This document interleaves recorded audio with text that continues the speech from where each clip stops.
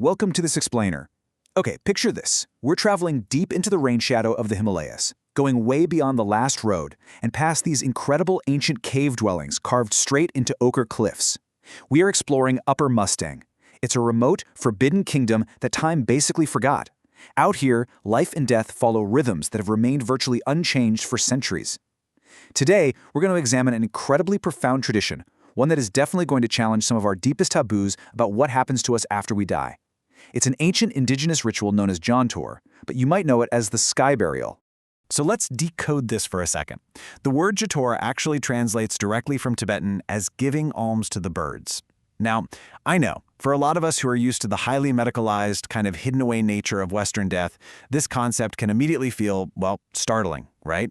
There is just this immense knowledge gap between how we approach the end of life and how the indigenous practitioners of sky burial view it. Because rather than cremating or burying the deceased, they ceremonially offer the human body directly to the heavens. Section 1. The Forbidden Kingdom. To really understand how such a unique practice has survived all this time, we first need to look at the geography. Upper Mustang is a literal cultural time capsule. We're talking altitudes reaching 3,000 to 4,000 plus meters. It's incredibly isolated. Plus, it remained a strictly closed-off kingdom until 1992. Think about that. Because it was so cut off, it entirely avoided the modernization and religious suppression that frankly devastated similar practices in other regions. This enforced isolation allowed the indigenous Loba people to perfectly preserve their ancient Tibetan Buddhist and Bon spiritual traditions. I mean, their capital city of Lomantang still retains its medieval walled structure today. It's amazing. Section 2. The philosophy of Jhator. So what is the why behind all of this? At the absolute core of this practice is a fascinating concept known as dana. In the Vajrayana Buddhist tradition, there is this central teaching of impermanence, the idea that all things are transient. They believe the physical body, once the soul has departed, is simply an empty vessel. It's just a shell. Clinging to that physical form goes against their entire philosophy. So offering this empty vessel up to nourish other living creatures, that's seen as the ultimate act of dana, or generosity. It's this completely selfless, beautiful completion to the cycle of existence.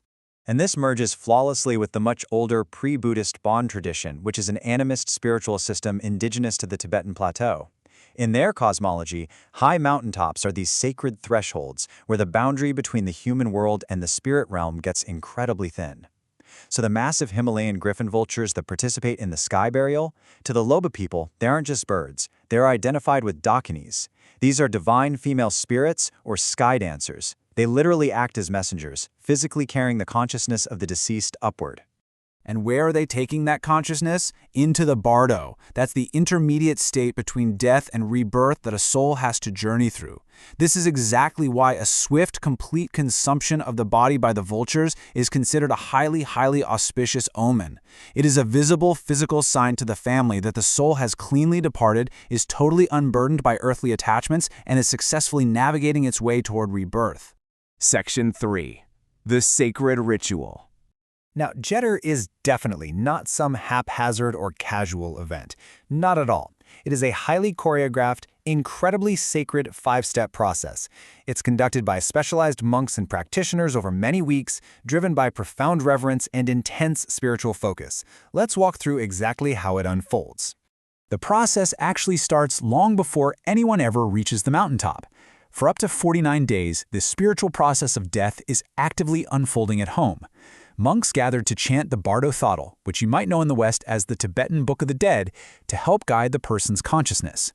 And during this entire period, the body is deliberately kept in a seated, fetal position. That's a deeply symbolic posture, right? It purposefully echoes a baby in the womb, getting the soul ready for its imminent rebirth. Then, when the actual day of the sky burial arrives, everything begins before sunrise. The body is wrapped up in a white cloth and carried in a very solemn procession up to the Jhator. That's the high-ridge sky burial platform. As they make this climb, they burn juniper incense. The fragrant smoke drifts up into the freezing cold mountain air. Now this carries their prayers to the heavens, sure, but it also serves a very practical purpose. That smoke is what actually summons the massive griffins from the surrounding cliffs. Up at the platform, the ceremony relies on one central figure, the rogyapa. They're known as the body breaker. Now that might sound a bit intense, but this is a highly respected, deeply specialized ritual practitioner. Much like a master undertaker, the rogyapa works meticulously. They ritualistically process the body, mixing the flesh and bone with sampa, which is roasted barley flour, along with butter and milk. They do all of this to ensure that absolutely every single part of the offering is entirely palatable for the birds. As dawn breaks, the dakinis descend. We're talking dozens of griffins swooping in from the thermals, and these birds are huge. They have 2.5-meter wingspans. Meanwhile, the Mhope family waits nearby with total reverence. Remember, complete consumption is spiritually essential here. Anything left behind might suggest the soul is lingering. So once the birds have eaten, the rogyapa actually grinds any remaining bone into a fine powder with stone tools, mixing it with more barley flour for the smaller birds. When that platform is left perfectly clean, with nothing remaining, there is this huge collective wave of relief for the family. The body has been fully returned to the living world. Section 4. Nature's Scavengers. So, taking a step back from the spiritual side, this ritual actually solves a huge, fascinating ecological puzzle. It is perfectly adapted to the incredibly harsh geography of the Himalayas. Think about it. Conventional burial is practically impossible up there because of the rocky terrain and the permafrost. You literally just can't dig. And cremation? Well, it's a high, wind-scoured, treeless plateau. There's virtually no wood available to build a fire. So sky burial brilliantly requires neither digging nor wood. It's an extraordinary environmental adaptation. In fact, if we evaluate this by today's standards, Jhator is a remarkably green practice. Honestly, zero land is consumed, no toxic chemicals or embalming fluids are seeping into the earth. The body just goes directly back into the food chain. And, crucially, it provides an ethical, highly dependable food source for the Himalayan griffin vultures. These magnificent birds are actually a near-threatened species right now. Their populations across South Asia have been absolutely decimated recently by the ripple effects of a veterinary drug called diclofenac. So, by continuing this ritual, the communities in Upper Mustang are quietly acting as vital conservationists for this super fragile ecosystem. Section 5. Rethinking how we die. Now, as we wrap up this explainer, I need to ground this in how we, as outsiders, respectfully interact with surviving traditions like this today. Upper Mustang is heavily protected, and for very good reason. Just visiting the region requires a $500 restricted area permit. And it really cannot be stated clearly enough. Sky burials are intimate, private family ceremonies. They are absolutely 100% not a tourist attraction. Trying to seek out a burial site, or worse, attempting to photograph one, is considered deeply offensive and spiritually harmful.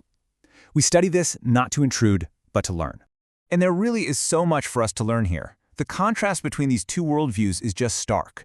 In the West, our approach to death is so often medicalized, tucked away behind closed doors, and increasingly stripped of any profound ritual meaning. But Mustang's Jhator offers this radical, beautiful countervision. It completely reframes a visceral, biological process into something deeply communal, incredibly ecologically sustainable, and ultimately a final, beautiful act of giving.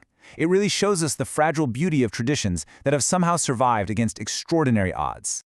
So the crucial takeaway here, and the exact thing the Loba worldview asks all of us to consider, is this. What if your physical body is simply something that was always on loan? Just borrowed from the earth, from other living beings, from the stream of existence itself, and must, in the end, be graciously returned. It's a thought that might just completely change how you view both life and death. Thank you so much for joining me for this explainer.